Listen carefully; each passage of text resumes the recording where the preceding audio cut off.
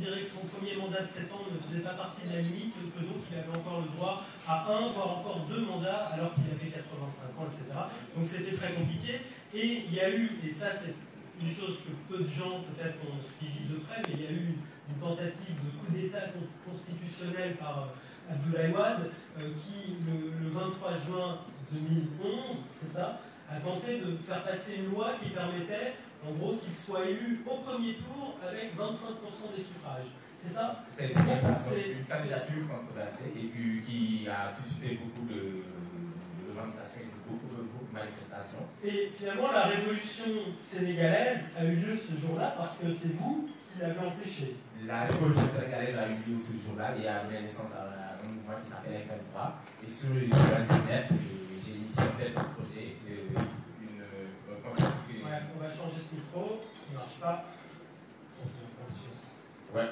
Alors, un concept que j'ai appelé soft révolution, c'est-à-dire la révolution par le numérique. Explique-nous alors. Soft révolution parce qu'on n'était pas en fait dans la même situation que les Tunisiens et les Égyptiens.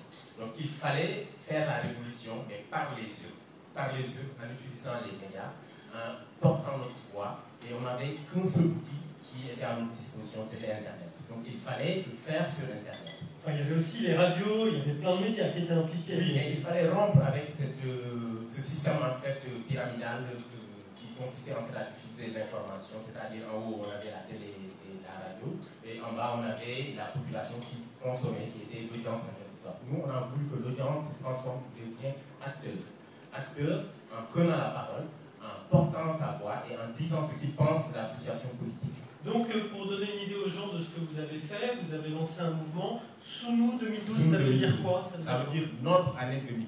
Sounou en Wolof veut dire notre. 2012, c'était l'année 2012. Donc on a voulu exprimer et dire à partir de ce nom que 2012 n'appartient pas aux politiciens ni au président de la République.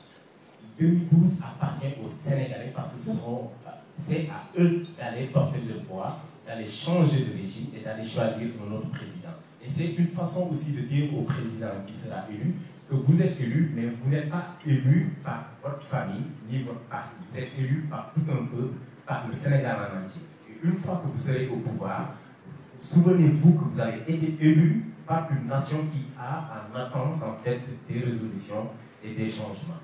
Et c'est à partir de ce moment qu'on s'est dit, après les élections, il va falloir qu'on se positionne comme sentinelle de la démocratie, c'est-à-dire se positionner au niveau des réseaux sociaux et au niveau de notre plateforme pour suivre, faire le monitoring en fait, du gouvernement et en même temps suivre à temps réel tout ce qui se passe au niveau de la gestion de l'État.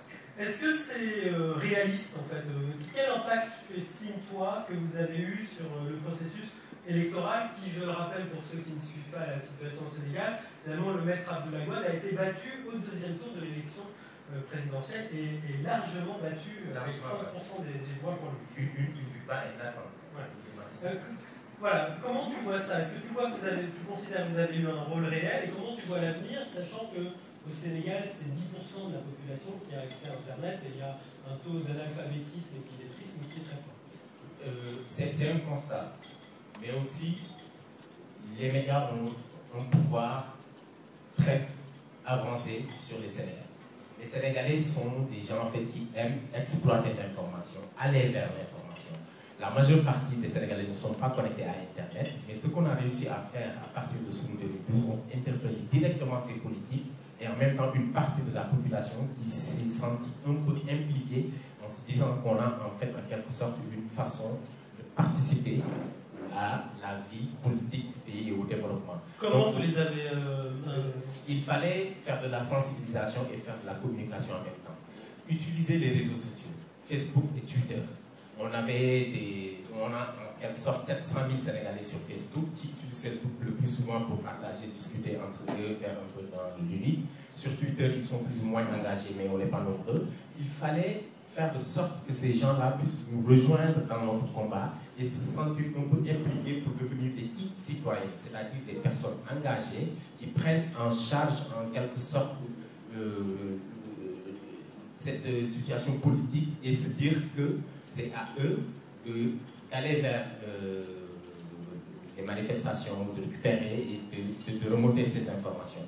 Donc le jour du vote et durant l'élection présidentielle, ces personnes devenues e-citoyens se sont déplacées pour aller se transformer et devenir des e-observateurs, surveiller l'élection à partir du bureau de vote, à partir d'un smartphone ou d'un téléphone, prendre les résultats, les envoyer sur Internet, sur Twitter, sur Facebook, informations relayées ensuite sur notre plateforme. Et on avait des gens à partir des bureaux témoins qui nous remontaient les résultats à temps réel, et ça nous a permis, avant 20h, d'avoir les tendances groupes qui ont été suivies jusqu'au palais et qui ont permis à Abdoulaye Wade d'appeler son adversaire pour le féliciter avant 22h. Donc vous avez en tout cas mis en place toute une infrastructure, et j'imagine que les gens qui entendent se rendent compte aussi que à une époque où il y avait beaucoup de retard technologique entre les différentes régions du monde, aujourd'hui le retard technologique se compte en jours ou en semaines, mais pas vraiment. Enfin, tu utilises les mêmes outils qu'on peut utiliser à Wall Street ou ailleurs, quoi.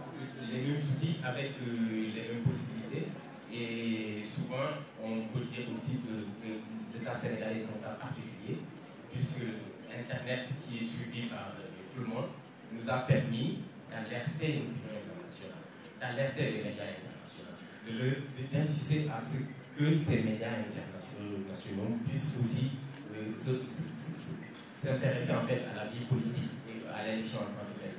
Et à partir de ce moment, on n'a pas beaucoup de connectés au Sénégal, mais on a permis en fait aux médias internationaux de suivre l'élection et en même temps aussi de relayer l'information qui était diffusée à partir de la plateforme et à partir des réseaux sociaux.